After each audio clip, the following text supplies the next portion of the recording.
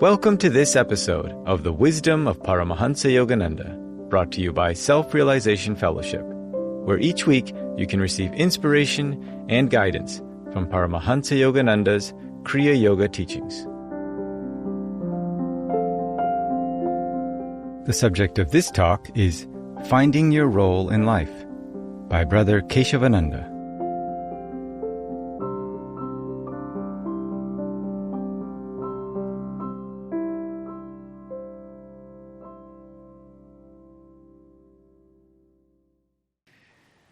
Well, good morning.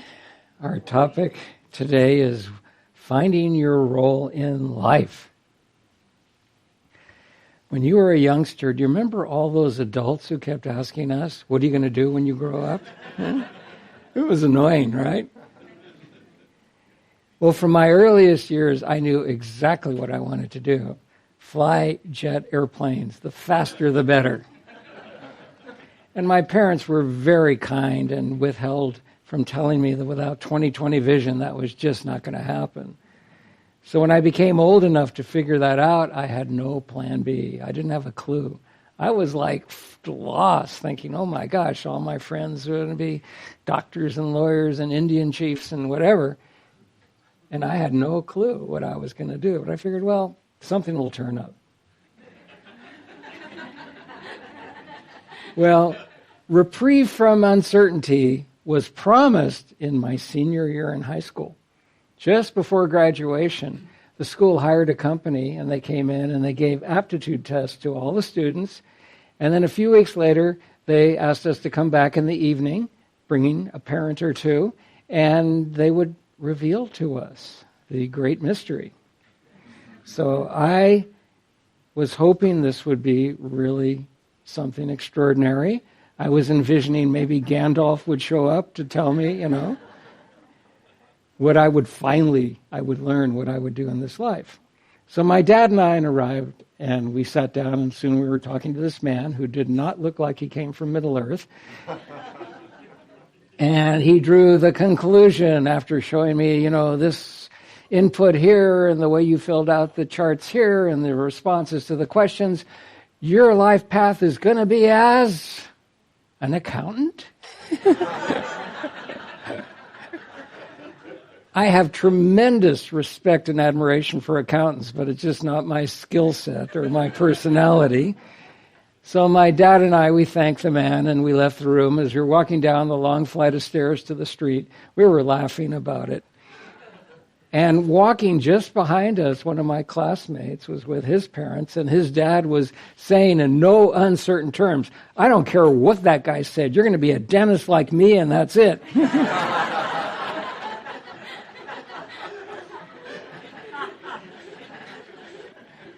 I don't think parents do that anymore, do they? I hope not. Well, although my hopes for career enlightenment were dashed that night, I was grateful to have parents cool enough, or as the saying goes today, chill enough, that they realized I had to figure that out, what I was going to do.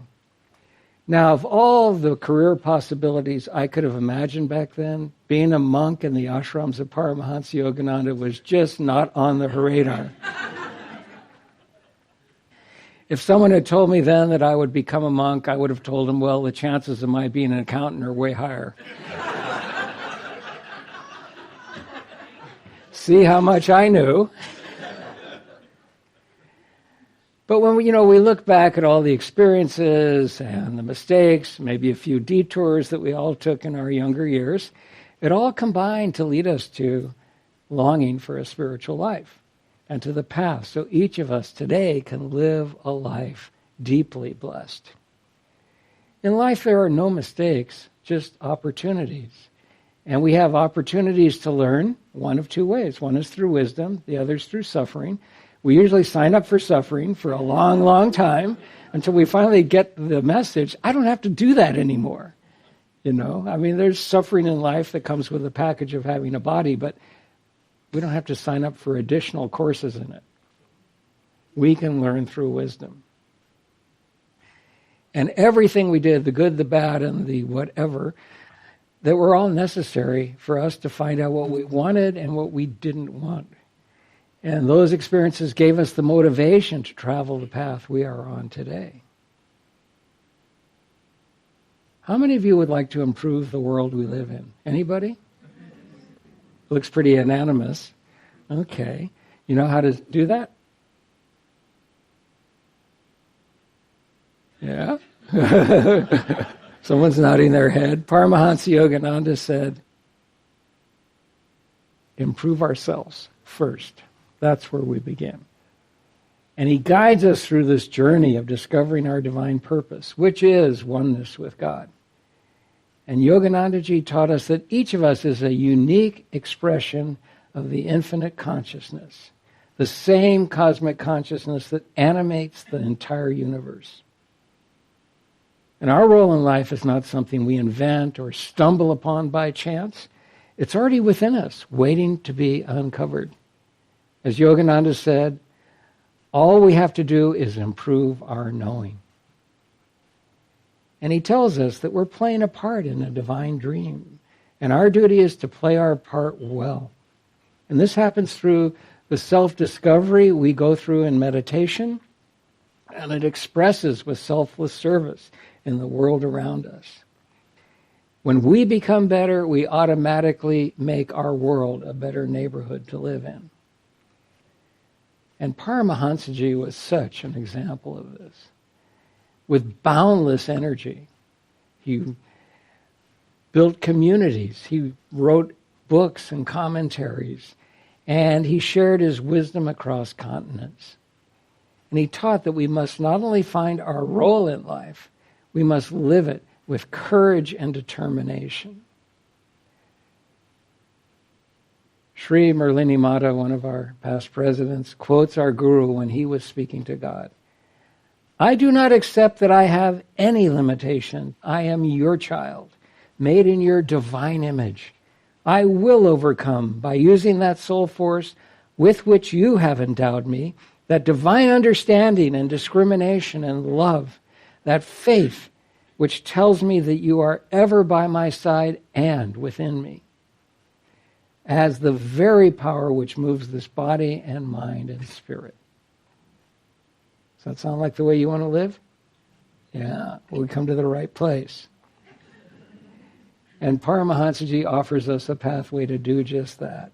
Because whatever our talent, however small it may seem to us, each of us has something to give that no one else can offer. And we make it easier to do that when we spend time in the best environments we can find. Our guru said, environment is stronger than willpower. So when we walk into this holy temple, when we embrace a spiritual path that has so much to give, here we have an opportunity to experience a personal, loving relationship with God. And this is our primary role in life. Another past president of Self-Realization Fellowship, Sri Dayamata, she regularly encouraged us to do this. She said one time, you have but one duty, which was constantly stressed by Paramahansaji when he was with us. Improve yourself by finding yourself. Does that sound like what we came here for? His greatest interest, his only interest in each human being who came to him was to help that devotee to realize consciously the divine link between his soul and God. So on this spiritual path, one of the great realizations we can have, and we all will get this, is that our spiritual journey and our life journey are one and the same. Here we are, we're driving this chariot of life, we're pulled by the steeds of karma and desires. Which direction are we going to choose to travel in our brief moments here? Well, finding our role in life helps a lot in that process. And that goes hand in hand with finding what is not our role in life. Brother Bhaktinanda was the first monk to turn 80 in the ashram. So we held a big birthday party for him at Mount Washington. All the monks gathered together. And one of the monks introduced Brother. Of course, said some very nice things about Brother. Was so much you could say about him. And how his life was an inspiration not only to us monks, but to thousands around the world. And then he asked Brother, please, Brother, tell us the secret of your success. And Brother replied, and if you knew him, you know how matter-of-fact he was. He said, oh, that's easy. Mind your own business. For that, he got a standing ovation and a big slice of cake. Now the saying is, stay in your lane. Well, to stay in our lane means realizing life has two parts. There's our dharma, our duty, and then the second part has nothing to do with us. That's everything else. It's what's not our duty.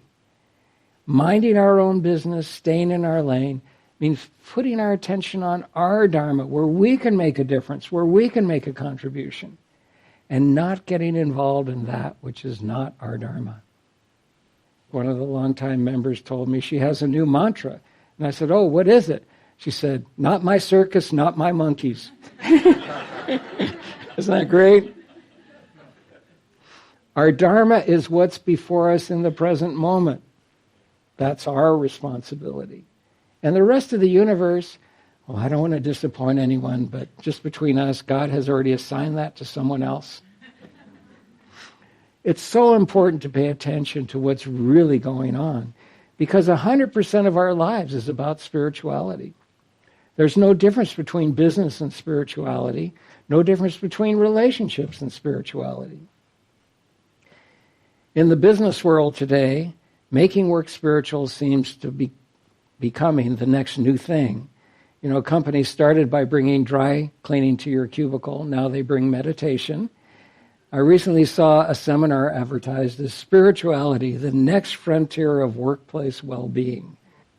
Nearly 2 million views on YouTube. Somebody's checking it out. I don't know what they said, but I hope they took the perspective is that we do not try to make our work spiritual. We make ourselves spiritual. That's how we spiritualize business and everything else. You know, work is just a place we go to have answers to our problems. We go to work to have money to live comfortably. We go to work so we can have the weekend free to do whatever we want. We go to work so we can take vacations and explore and have adventures in new places. And the work can be really satisfying on two different levels. And one level is it can be really satisfying to the ego because we get rewards, we get an opportunity to prove ourselves in competition against others. And at that point, work is not about work. It's about what I can get out of it. And then work becomes a place we go somewhere, we go there to get something. And that's not what work is. That's not what work is. Work is a place we go to make a contribution. It's a place where we go to give and to serve. Someone recently asked me how they can balance the demands of very busy work life with everything else in life. And this starts with the question, what is my work? The Sanskrit word dharma, which duty approximates, but the Sanskrit is a much richer meaning. It's not only about doing something we're getting paid for, it's also about taking care of the kids. It's also about taking care of our community. Great souls have always understood this. And in ancient India, one of the greatest emperors was named Asoka, and considered today by history as one of the great philosopher kings. And historians compare him to the impact of Marcus Aurelius or Constantine or St. Paul. So 250 years before Christ, it was a brutal, war-ravaged time in humanity. And Asoka renounced war as a means of policy. He said instead, Dharma aims at the happiness of all creatures. That's a beautiful definition of Dharma and how to live. Our Dharma is always before us, and our duty is to serve that Dharma. Just like in a relationship, we won't have a healthy relationship if we want to get something from someone else. Do we want them to complete and fulfill us? Do we want them to make us okay? A healthy relationship happens when someone is full of love and joy and wants to share that. Work is just the same. Our creativity wants to express itself, and work is a great place to do that. To a yogi, it doesn't make any difference what she is doing, as long as she is using her creativity and expressing it. That's what brings joy and fulfillment. And that's when work becomes a place we go to give. When we're not okay, we can use work or internet surfing or other diversions, addictions, to avoid facing our problems. But like the rest of life, work is a place we go to let go of that part of our being that thinks the whole world revolves around me. I know none of you think that, but you might know someone who you can always remind them, right? Well, in a yogi's world, everything revolves around something much more meaningful, a deeply loving, personal relationship with God. That's the center of our being. Everything radiates out from there. And in that relationship, we look at what's before us and say, how can I serve God today? That's what life is. It's an opportunity to serve something greater than ourselves. And our guru talked about this. He said, life should be chiefly service. Without that ideal, the intelligence that God has given you is not reaching out toward its goal. When in service you forget the little self, you will feel the big self of spirit. When you realize that life is a joyous battle of duty and at the same time a passing dream, and when you become filled with the joy of making others happy by giving them kindness and peace, in God's eyes, your life is a success. But can we do that if we don't like the work we're doing? We'll start by learning to let go of that part of ourselves that doesn't like the work we're doing. And that doesn't mean stay in the same limited job for the rest of your life. It means that while we're doing that job, no matter how much we'd be rather doing something else, just reframe it. This is how I will make my contribution today. With that attitude, we could sweep floors and be in ecstasy. In 17th century Paris, there lived a Carmelite friar named Brother Lawrence. And every day in the monastery, he did the sweeping and the cleaning and the food prep, the most menial of tasks. And he did it for God, and he was constantly talking to God. And his conversations with devotees, because he soon became like a magnet, people just were drawn to him and were asking him how they could better their lives. So they wrote down the conversations they had with him. He wrote a few things, and it was all compiled into a little small book called Practicing the Presence of God. You've read this, right? Many of you have. Well, no one remembers or cares who was the abbot in the monastery, who was running the place. But Brother Lawrence lives on in legacy that will never fade away. The last time I was in Paris, the devotees took us to that monastery, and behind the main altar there was a little tiny altar in the back on the backside, and that's where Brother Lawrence meditated and went into ecstasy. So we sat there to meditate, and all I can say is time will never erase the vibrations of where a great soul has loved God. And that's why we feel something very sacred when we come to Mother Center or the Encinitas Hermitage. I hope you take advantage living here in Encinitas, going there whenever it's open. Or Hollywood Temple, Lake Shrine, San Diego Temple. There's something in the current wall calendar. There's a picture of Guruji in 1934 in colorized picture in front of the main building. And here's a quote of his. I am very proud of my Mount Washington. I love Mount Washington. It is the mother. It is the core. It is the nucleus. It is the beginning of this work throughout the world. Many things will come into being through Mount Washington. Mount Washington has been the mother center, the central force from which the veins of our teachings have been flowing and will flow throughout the ages. Wow. Many of you have gone on pilgrimage to India and Assisi and Lourdes and Avila, and that's a beautiful thing. I've been to all those places too. And I've found there's no place any more holy than the sacred sites of our Guru, because there he prayed and meditated and loved God. He poured his spirit into each location. So never take it for granted when we go to these sacred sites.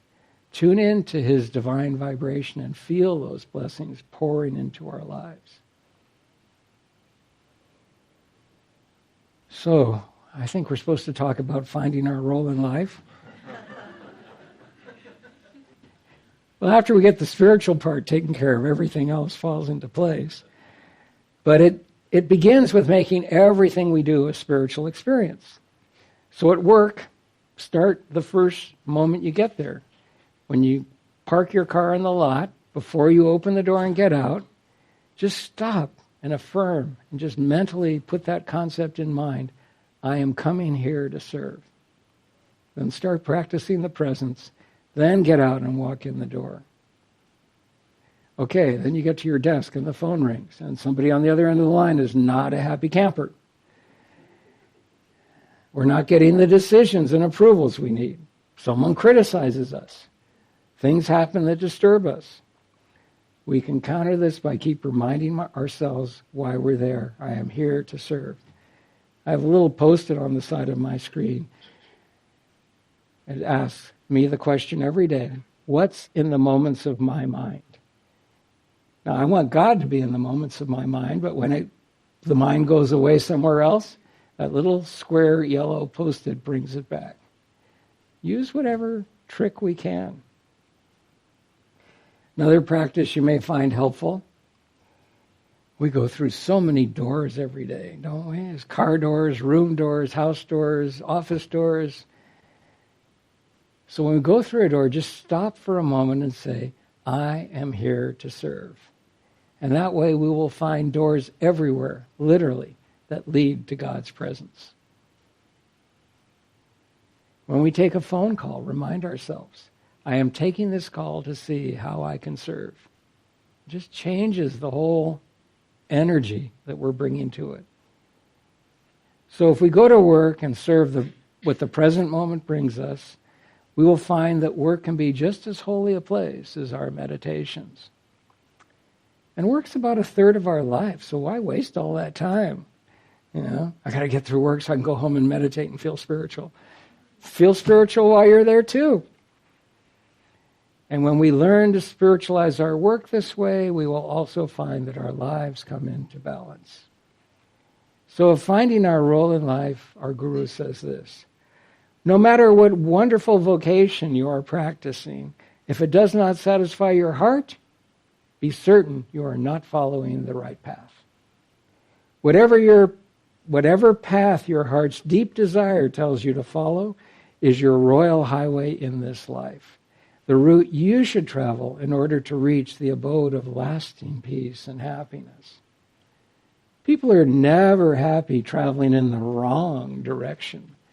But while striving to follow the main vocation of your life, you should be practical and use your common sense.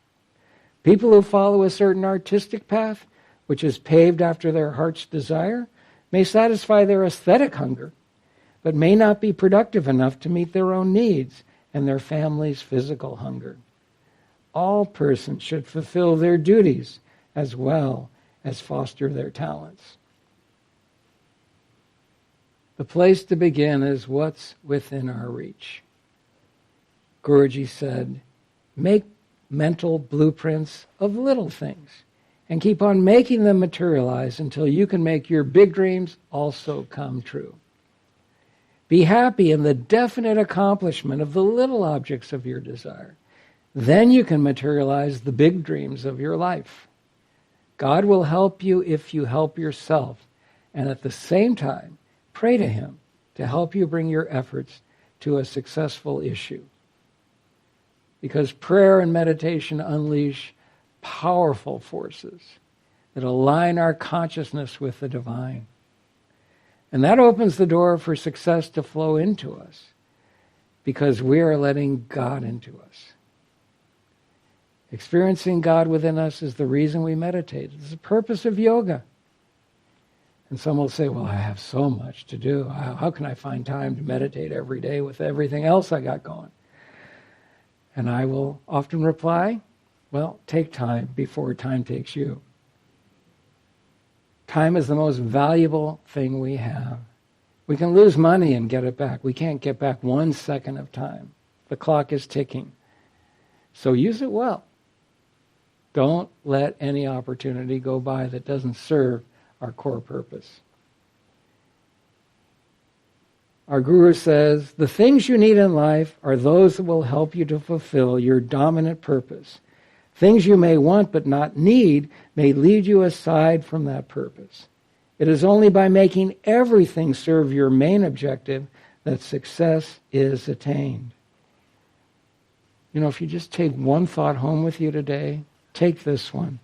It is only by making everything serve your main objective that success is attained. And then we start looking at life differently. It says, well, okay, my main objective is to find God and then to create as much peace and harmony as I can in the world. How can I use what's before me to do that? And just keep bringing it back to that main objective. If you ask a bunch of people what's their main objective, each may give a different answer.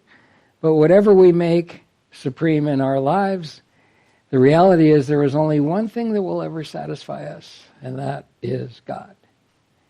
And that's why for millennia, the yogis have been telling us, self-realization is everyone's main objective. And just look at the things we all desire. You know, everything is for what? To bring us pleasure, reduce our suffering.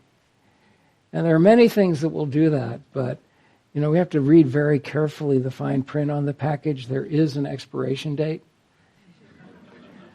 All relief is temporary. For short-term joy, we have lots of options. For long-term, lasting joy, there's only one. And when we reach that understanding, that's when the help and the blessings of a true guru make the greatest difference possible in our lives. Opening that channel for the blessings to flow into our lives from the Guru begins when we keep bringing our minds back to that thought of God. As our Guru prayed, teach me to think of thee until thou dost become my only thought. Brother Lawrence built his spiritual life upon that. And our dear brother Bhaktananda did the same thing. Each kept bringing their minds back to God until their minds couldn't go anywhere else. And what they learned to do, we can learn too. This is not rocket science. This is just focus, concentration, motivation. What do I want to get out of this life? And mentally, thinking of God tunes us into the Guru, because the Guru is one with God. That's why our Guru said, I feel and recognize the vibrations of those who are mentally in tune with me, wherever they may be. Those that come to me with a sincere heart will never be the same again. But you must not waste your time. Use this lifetime for finding God. There is no other purpose in life. We are here for that supreme realization. Many people may doubt that finding God is the purpose of life. But everyone can accept the idea that the purpose of life is to find happiness. I say that God is happiness. He is bliss. He is love. He is joy that will never go away from your soul. It's a curious thing, this incarnation business. We land here on planet Earth without a clue of where we came from. We join the parade of life, not sure where we're going. And by the time we just begin to figure it out, it's usually bye-bye, see you later, try next time. Does this sound fair? Huh? I've got a few opinions about that. But by good karma and grace, our Guru has found us, pulled us out of this endless loop of incarnation, said, here, I'm giving you an opportunity to do something different with your lives. How to understand the purpose of our lives and how to fulfill it. Starts with daily meditation. That's what helps us to understand our dominant purpose, which determines how can I best serve.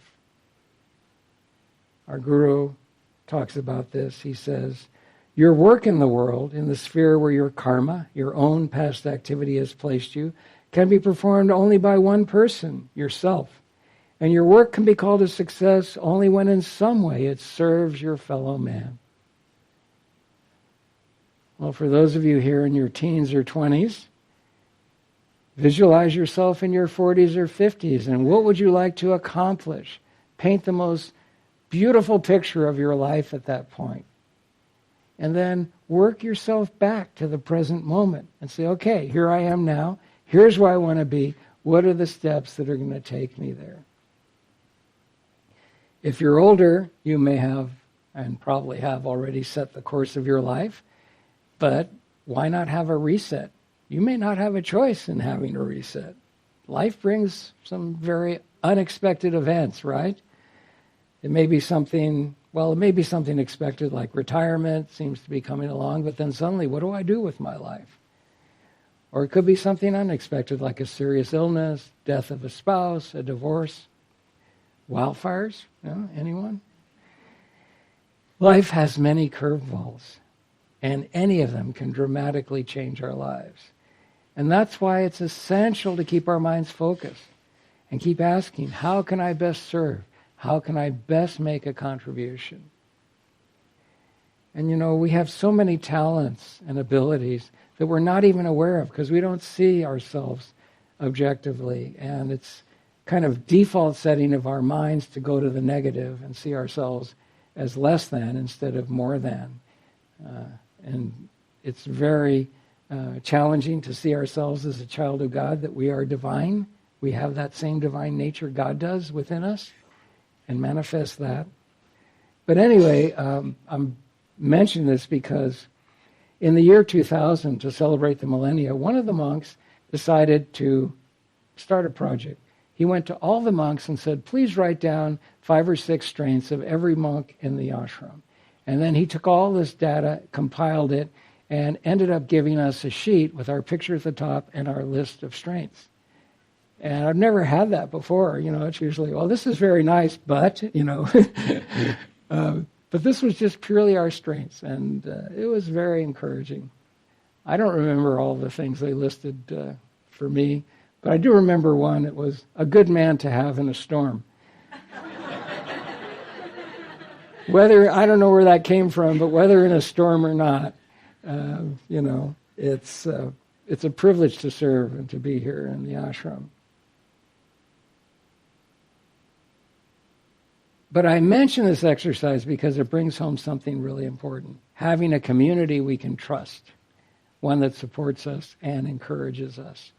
Because it's a fact, it's so much easier to find and sustain our purpose with the support of others that love us and believe in us.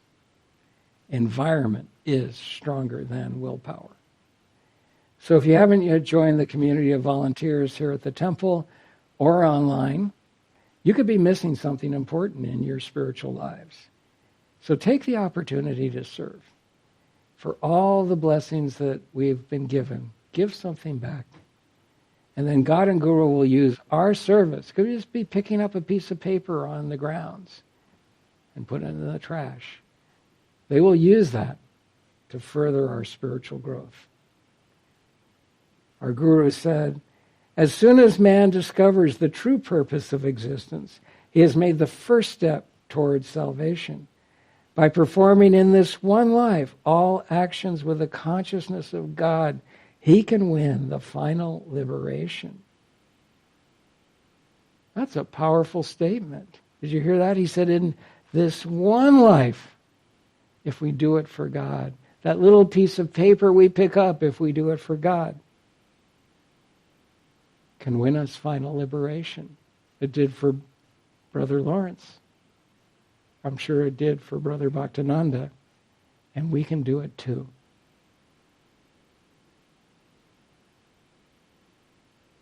Our Guru said, those who want God and come to me with a receptive heart shall never be the same again. They shall realize the great truth. When this I shall die, then will I know who am I. The sole purpose of creation is to compel you to solve its mystery and perceive God behind all. He wants you to forget everything else and to seek Him alone. Forget not this sermon, a sermon He is expressing to you through my voice. Forget not. No worldly joys, the taste of food, the beauty of flowers, the passing pleasure of earthly love can compare with the divine joys of my home. Come, come, come. Every night in meditation you shall live with me in eternal love. Remember me, remember my love. Thus the Lord is calling you. There is only one reality, is He. Forget everything else.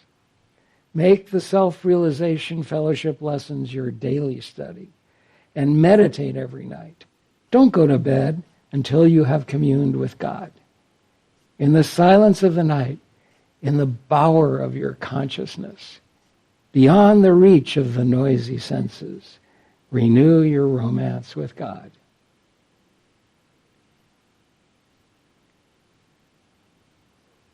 When we do that, we have found our role in life.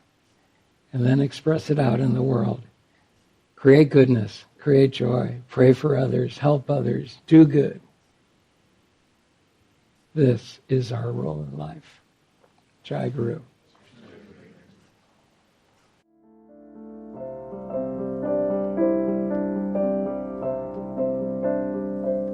This has been a production of Self-Realization Fellowship, a non-profit organization founded by Paramahansa Yogananda in 1920. For more information about Self-Realization Fellowship and Paramahansa Yogananda, please visit yogananda.org.